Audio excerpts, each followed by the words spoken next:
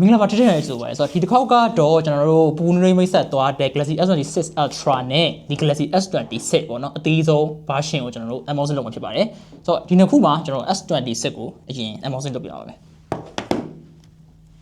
ဟုတ်ပြီဆိုတော့ Galaxy S26 နဲ့စဖောက်မယ်ပေါ့နော်ဆိုတော့ဒီ S26 ကသူကအသေးဆုံးပြီးရင် S series နဲ့လာတယ်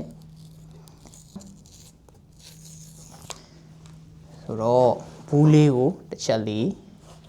ဖွင့်လိုက်မယ်ဆိုလို့ရှိရင်တခါရဲဖုန်းလေးကိုတန်းမြင်အောင်ဖြစ်ပါတယ်ဖြူအောင်လေးပါတော်တော်လှရပါတော့ဖြူအောင်ဆိုတော့ဖုန်းတစ်ချက်ထုတ်ထားမယ်ပြီးရင်ဒီအပေါ်ဘက်မှာကကျွန်တော်တို့ထုံးစံအတိုင်းပေါ့နော် manual guide တွေနဲ့ကျွန်တော်တို့ဖုန်း cable type C to type C ပါပါတယ် okay ဖုန်းလေးကိုကျွန်တော်ဒီအပေါ်လေးလှန်လိုက်မယ် okay ဗျာဆိုတော့အဖြူရောင်ပေါ့နော်အဖြူရောင်ဒီနေ့အဖြူရောင်ကပို့ပြီးတော့လှတယ်ပေါ့နော်တကယ်အဖြူရောင်အစ်စ်ပေါ့နော်ပြောရရင်ကျွန်တော်တို့အသေးဆုံး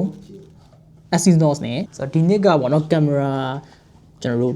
bump design လေးပြောင်းထားရပေါ့နော်ကျွန်တော်တို့47ကပုံစံလိုမျိုးပဲပေါ့နော် okay Galaxy S26 ဖောက်ပြီးပြီဆိုတော့ကျွန်တော်တို့ S26 Ultra လေးဆက်ဖောက်အောင်မယ်ဆိုတော့ဒီ S26 Ultra ကဒီနေ့ရဲ့အဓိက feature ကတော့ privacy display ပေါ့နော်ဆိုတော့ကျွန်တော်တို့ဒီမှာပါဆို color လေးကတော့ကျွန်တော်တို့ violet ပေါ့နော်ခရမ်းရောင်ပေါ့ဆိုတော့ဒီနှစ်ကပေါ့နော်ဒီ design ပိုင်းပို့ပြီးတော့ပါသွားတယ်ပြီးကင်မရာဘန်းကတော့ထုံးစံအတိုင်းပဲကျွန်တော်တို့ S26 series တစ်ခုလုံးမှာပေါ့နော်ဒီ C47 လိုမျိုးဖြစ်သွားတယ် okay ဆိုတော့ဒီ shade second လေးကိုချက်တော့